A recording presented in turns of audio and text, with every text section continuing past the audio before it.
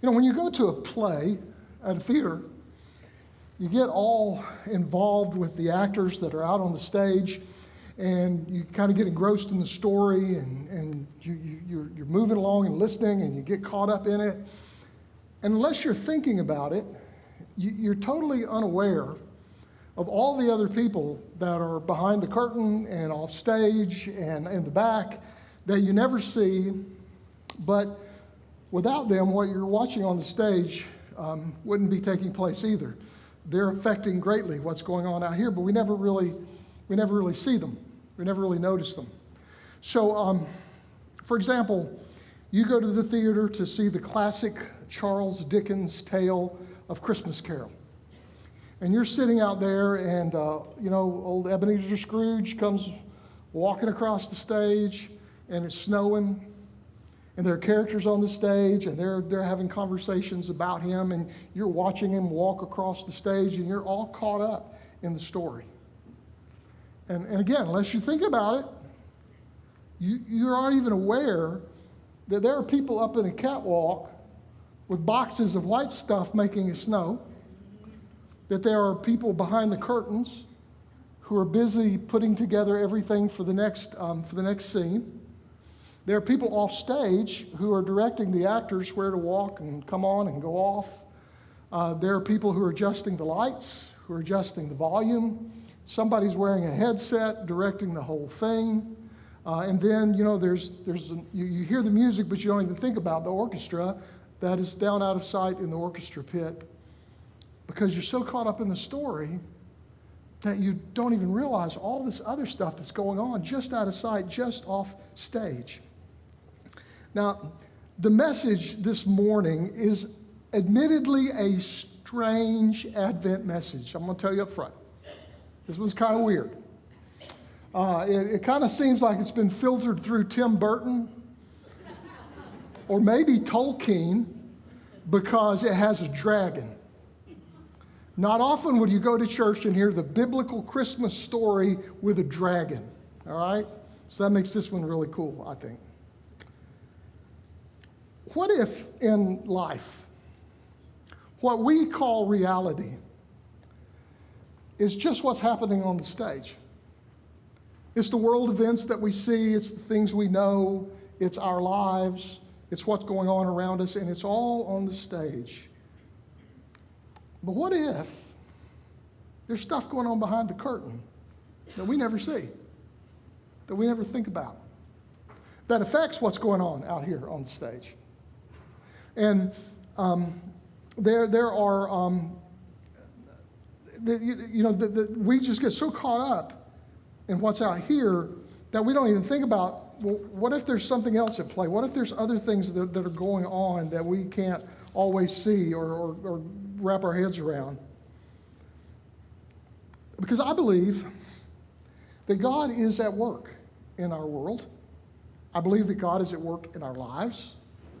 But it's often behind the curtain, and we don't see it. And this was the gift of the Hebrew prophets, is that they were able to look behind the curtain and see what was going on. Everybody else was just watching the stage, and they were seeing nations rise and nations fall, and they were seeing all these events. But the Hebrew prophets, they kind of peeked around behind the curtain, and they could see that God was bringing forth God's will. In the midst of all these things, God was making things happen. And then sometimes they would tell folks what they saw behind the curtains, and people would laugh at them and tell them the only reality is what's going on the stage. But that was their gift, that they could see behind the curtains. And like I said, when they talk about that, a lot of people laugh at them. The stage is the only reality that exists. And a lot of people would still say that and still think that. And you can't blame them, really. When you watch what's happening on the stage of our environment, our culture, our lives right now, you wonder sometimes, is there a God anywhere near the place? It seems like we've lost the plot. Like there's nobody directing, what's going on out here. And people have felt like that through the years, and so they've always prayed this prayer. You know, there's a prayer in Isaiah where they say, God, would you please just tear the curtains and come out? We would love to just, could you stick your head out and let us know you're there? We would give anything to know that you're there. And you know, we're not the first people to pray that prayer. People pray that prayer in every generation. And so one day that we call, on the day we call Christmas, God answered that prayer. Because behind, no one could see it at the time, but behind the curtain, to use the beautiful words of Harry Emerson Fosdick, God walked down the staircase from heaven to earth with a baby in his arms. And while we were all looking at the stage and the chaos going on in the stage, God parted the curtains and set this baby down in a manger.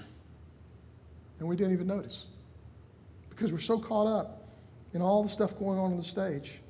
And we do eventually notice this cute little baby in a manger, but we didn't catch all that it meant until many years later.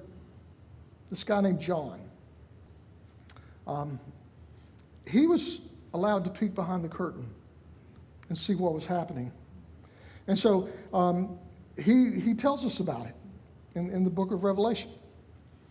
He gives us a glimpse behind the curtain, what's going on, while we're busy watching the shepherds and the angels and the baby and the wise men and all those folks on the stage.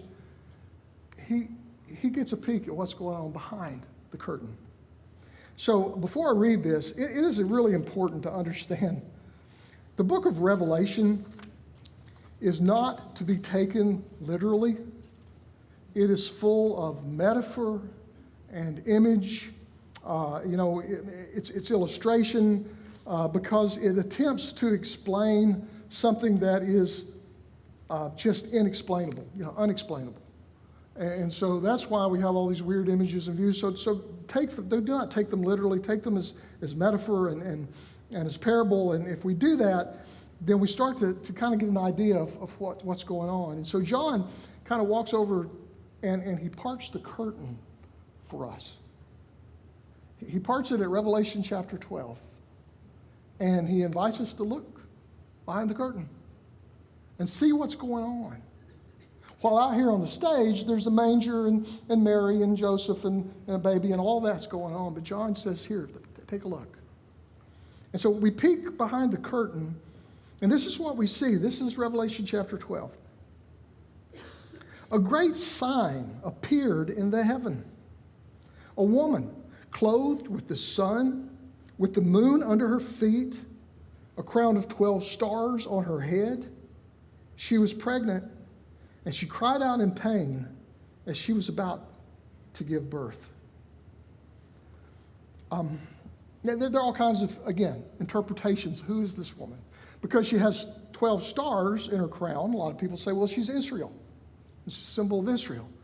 Christians through the years have said this is Mary, the mother of Jesus. Others interpret it as it's just the people of God down through the ages. So no matter how you see it, as Israel, as the church, the people of God, the Messiah is coming from them. And the Messiah is making his way to be born in the world. And then the story continues. Then another sign appeared in heaven. An enormous red dragon with 7 heads and 10 horns and 7 crowns on his head. And his tail swept 1/3 of the stars out of the sky and flung them to the earth. And the dragon stood in front of the woman who was about to give birth so that it might devour her child the moment he was born. We had no idea what was going on behind the curtain. Because John says back there, this woman is getting ready to give birth. And there is a dragon that's waiting to eat the child, to kill the child as soon as it's born. Now, we kind of had an idea because out here on the front in the stage, Herod wanted to kill that child too.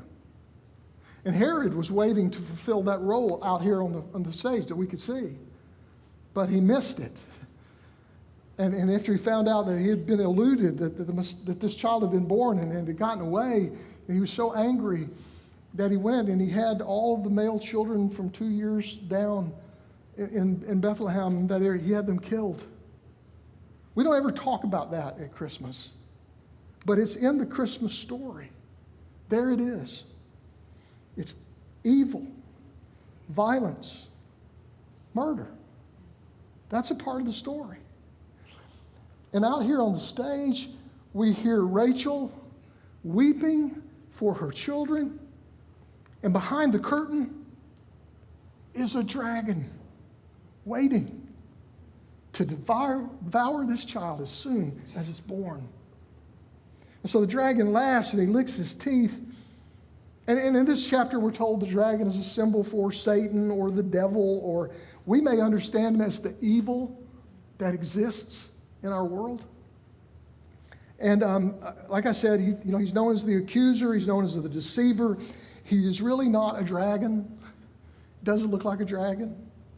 And neither does he wear a red suit and have horns and a pitchfork, and as Everett says, a bifurcated tail. That's the character he sends out on stage to make us laugh and not take seriously the evil that is around us. And so the story continues. She gave birth to a son, a male child, who will rule all the nations with an iron scepter, and her child was snatched up to God and to his throne. Well, John's not very detail-oriented because in one verse he tells us the whole life of Jesus. He was born and then snatched up to God. He was born and he lived, he taught, he did miracles, he was killed, God raised him from the dead. Jesus got up on the stage with a smile, exit stage left, went behind the curtain to be with God. He was snatched up. And then the story, it continues.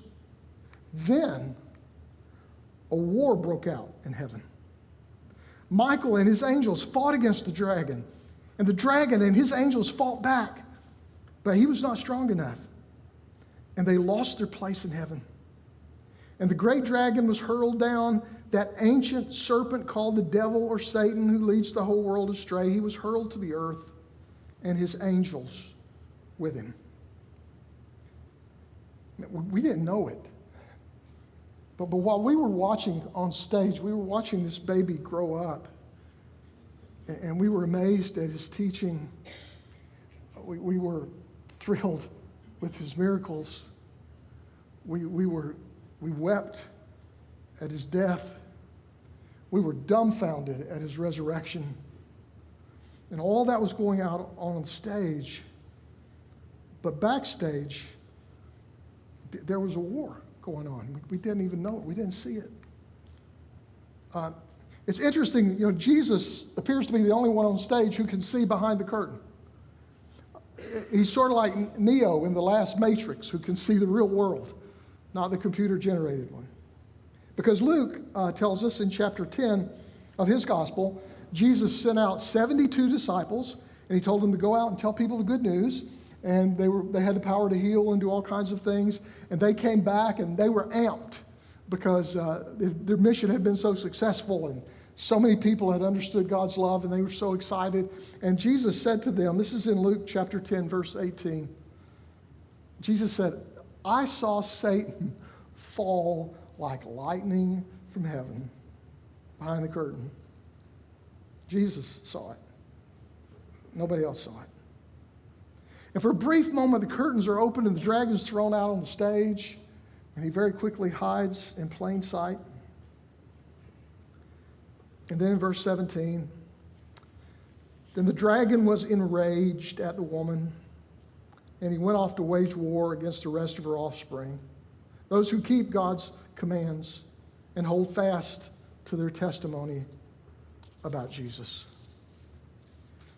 So the dragon couldn't destroy the woman. He couldn't destroy the historical people of God. He couldn't destroy this child or the man. He was beaten in battle. So he turned his attention to the offspring of the woman, which would be the followers of Jesus in their day and in ours. And John said he is filled with fury because he knows his time is short. Now, the book of Revelation was written at a time when Christians were being persecuted. They were really persecuted. And I mean real persecution, not just told that other religions have the same rights. They do. Persecution. They were disappeared. They were killed. So you can call it Satan, you can call it a dragon, you can call it the devil, you can call it evil, you can call it the Roman government, whatever you want. But these folks felt the teeth of evil around them. But Revelation is a book of encouragement. And it says that no matter how bad things look on stage, there's stuff going on behind the stage that you can't see. You see, as followers of Jesus, we really do believe that the moral arc of the universe bends toward justice. We believe that God loves us. We believe that God is working out God's plan in the midst of all the stuff that goes on around us, stuff even when we can't see it. Because we believe that the dragon or Satan or whoever the evil, will not have the last word. And no matter how much the dragon prances around on stage, see, backstage it's already been settled. He's been defeated. And that's what we need to see sometimes. It's behind the curtain. And sometimes when things get messy on the stage, you can see the curtain rustle a little bit if you have eyes for those kind of things. Because God is at work in ways that we never see. Well, John's tired of holding the curtain open for us, and so he lets it close. And now all we can see is the manger and the peasant parents and the shepherds and the wise men and the star and all that. And we think that that's the only part that's real. But what we saw behind the curtain, it was real too. It'll never be on a Christmas card, but it's real too. Just as real as what happened out on the stage. And so Christmas is about Jesus being born, but it's about so much more than that. It's about why we have hope for the future. It's about the defeat of evil. It's so much more than what we see on the stage. So this morning, I just wanted to tell you that God loves us and is working in ways that we often don't see. And if the stage of your life where you are the protagonist is a little messy and disappointing, I want you to know God is at work behind the curtain. You just don't see it. But one day you will see it. Because one day what he's doing back there is going to come to fruition out here. God is working out God's plan. And I want to give you courage. I want to give you hope. I want you to know that no matter what you're going through out on the stage, God is at work. We don't always see it, but God is at work. And when it comes to all the things that we struggle with and all the things that frustrate us, God will have the last word. The dragon doesn't have the last word. Evil doesn't have the last word. God will have the last word, and God's last word is good because God loves you. I love the way Anne Lamott puts it. She says, God always bats last. Always.